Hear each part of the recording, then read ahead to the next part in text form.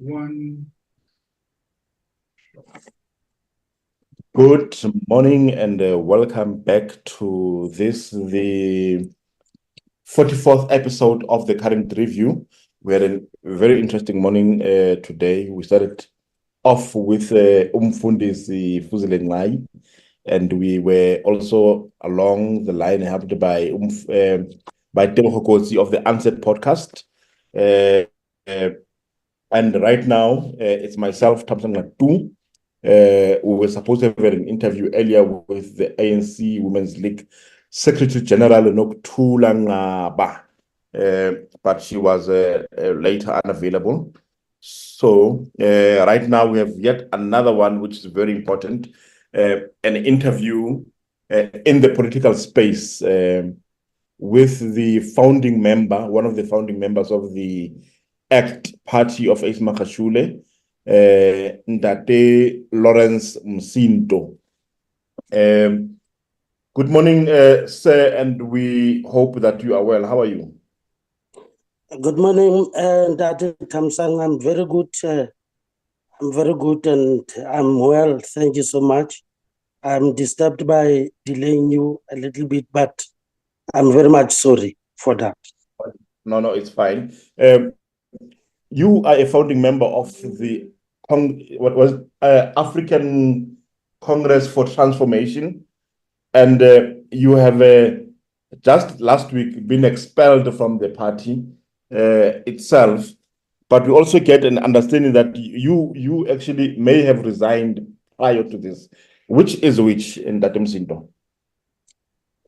Now, thank you, Ndate Thamsanqa, but let me relate you and your audience a little bit back so that when we engage on this matter, we are informed by our historical background. I think I need to confirm that indeed I'm part of the founding members of ACT, African Congress for Transformation. That on its own is informed by Section 15 of Electoral Commission Act of 1996 and Regulation 1, Regulation 2, 3, and 4 of the regulations of political parties of April in 1998. There are specific requirements that informed that. I will not go in depth about them because I just want to hint historical background. Part of that is that the application for registration must be fully completed. There must be a name of not more than 60 letters of the name of the party itself.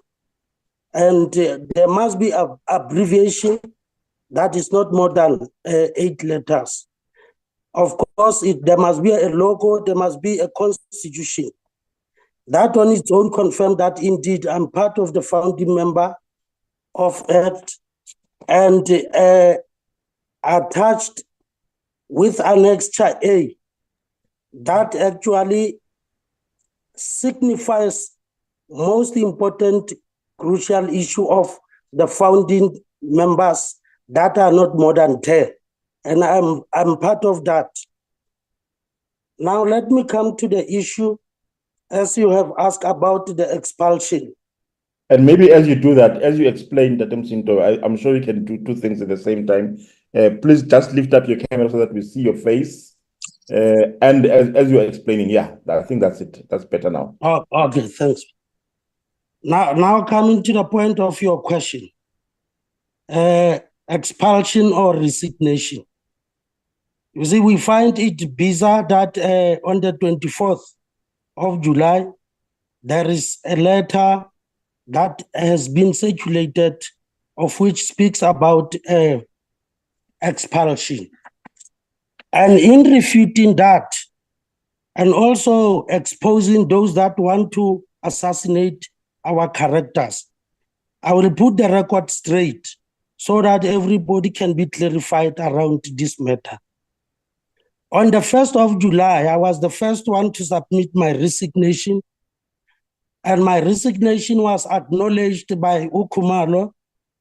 13 minutes, a minute later, he called me. I've got a proof of everything. to acknowledge a receipt of my resignation, and further requested that maybe it will be prudent if we can have an exit interview with the President General, of which I rejected because I felt that my journey with ACT is over and there is no more a turning back point. Now, let me come to the 10 outstanding names that have also been hinted at. In sequence, Tshidi Senoge resigned on the 2nd of July. Maureen Moapelwa resigned on the 23rd of July. Mapaseka Nkwani resigned on the 24th of July. Mokoni Rantaila resigned on the 24th of July. Rosa Ngantani resigned on the 3rd of July. Motlalepule Makolwani resigned on the 1st of July. Taitam De Beers resigned on 23rd of July. Iris Mohamisi resigned on the 17th of July. Tsietsi Sitabela resigned on the 24th of July. Tiseto as well, which is the last one, resigned on the 24th.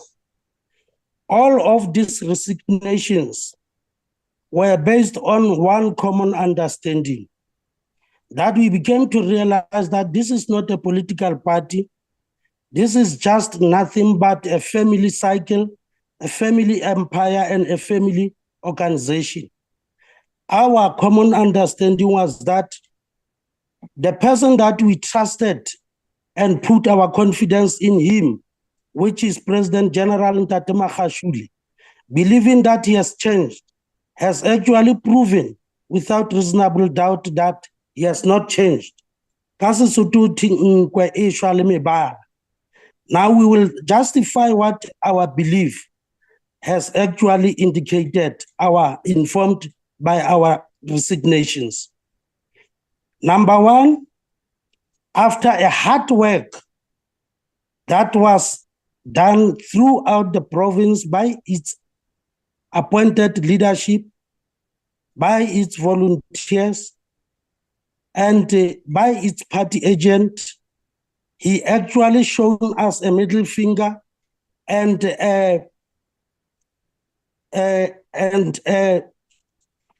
he shown a betrayal by actually passing a motion of no confidence to the leaders. We will expatiate at a later stage why.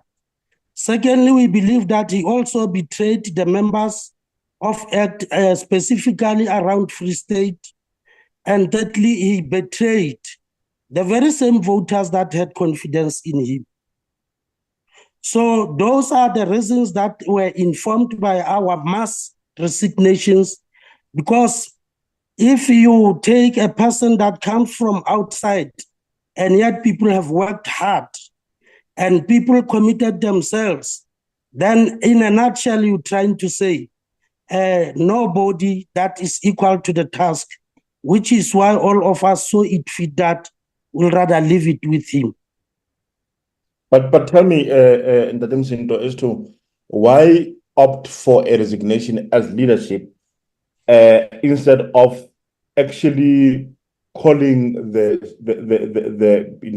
person that you're complaining about into the room, have a discussion, if needs to be, institute disciplinary measures against the person, because as you said, you are a founding member of the political party itself. You thereby admitting, therefore, that it is not his political party, but members of that political party have, equal ownership of the party. Why didn't you call him to order through a disciplinary process and say, but here you are misbehaving, or here you are, you are not doing things as required as per our constitution, if you have a constitution? Definitely, I think you are quite right. But the fact remains, a dictator will remain a dictator. A person who doesn't listen and believe in himself will always undermine the ideas of other people. And I can confirm right now with you that we had a numerous meeting with the President General. whereupon at some point he will raise his hands and apologize. But when he get excited, when he get through the membership and get a space within the podium, he will start from where he actually end. And at the end of the day, we did not want a reflection of his brother, who acted within the outside the ambit of the protocols when actually the popo is hitting the fence. What basically has happened is that we saw it fit that this thing, we have tried by all means to engage and make sure that we build it. We felt that it is something that can offer what is expected to our people, in particular across the country. But having had a person of his caliber, we did not want to do what others have done in terms of or ultimately running to the courts like those that have done in other political parties. We felt that we must live in peace with our integrity intact. You were seen on social media, like through photos that we saw on social media, in what appeared to have been a meeting with former President Jacob Zuma. Could you give us a context of what was that meeting about? No, let me clarify it first. In actual fact, we had an invitation with the president. I think the invitation invited you. Yes, the invitation revolved around our engagement culminating from November. And out of that process, I engaged the President General to let him know about the invitation to the president, of which I was also dismayed by his response because he actually refused me to see the president. And I advised him that that is not what has to happen, because in common areas such as that, when you are summoned by the elders, you need to go, you need to listen, you need to engage. And I related a classical example of himself that, but when any senior member calls you, including the president, you do go and listen. And at the end of the day, you make your own decision out of the engagement. So don't actually stand in front of me when I'm invited. And we agreed at the end of the day. So when I had to see the president around November, December, he got ill. And apparently during January up until the last ep of the elections, he became very much committed with his programs, of which we agreed that we will actually still meet within the space that will allow us. That's how we met, and that is how some comrades felt to accompany me to that process. And at this particular moment, I don't think that I will divulge the discussion of us and the former president. But is it true that that all of you who went to that meeting have sort of defected to the MK party at the invitation of former President Zuma? Look, in politics, we speak about time and space. Whenever you are a politician and there are particular hiccups that are away from the ideologies that you believe in, at the end of the day, you will make a decision. And in these particular instances, we felt that we've got the primary RET force. And this RET force was initiated by all of us, and the brainchild of the RET force is nobody else but President Gedlihle Zulu. So we had to see him on that basis so that we can see how can we bring ideas together in that at the ultimate end we achieve the broader spectrum of the RET forces. So you are still thinking about whether or not to join the MK party. It's what it sounds like you are doing now. You are not really decided whether you want to join that, but you have decided that you are going to leave the ACT party. Would there be any consideration of going back to the ANC? Look, it is clear that when you are a player and you leave a particular team, all soccer teams will be looking out for you. And it is similar with this current situation. We are the politicians within our own rights. And obviously, every political party that knows our capacity, every political party that knows our content will definitely run after us. But I can tell you that now, we have not yet reached to a decision, but our understanding is common in that we are the RET forces and will remain the RET forces. That's why initially I've said to you, we will not divulge into our engagements with President Jacob Zuma. But what I can assure you is that the meeting was productive and we will pronounce at a relevant time in due course. What material conditions would necessarily say now this is the relevant time for us to make a pronouncement? I think the question becomes unfair, and I will prefer to say, let us keep it between ourselves, and at a relevant time, you will also come to understand our political direction, including the question that you have asked. But we are not liberty at this particular point in time to reflect on it. And just in closing, Msito, why is it that you guys are acting in concert? Why are you not doing this as an individual, but there is a group, as if there is some sort of mobilization within yourselves to be doing these things in concert? No, I can assure you that there is no a group mobilization. No, there is no any block movement.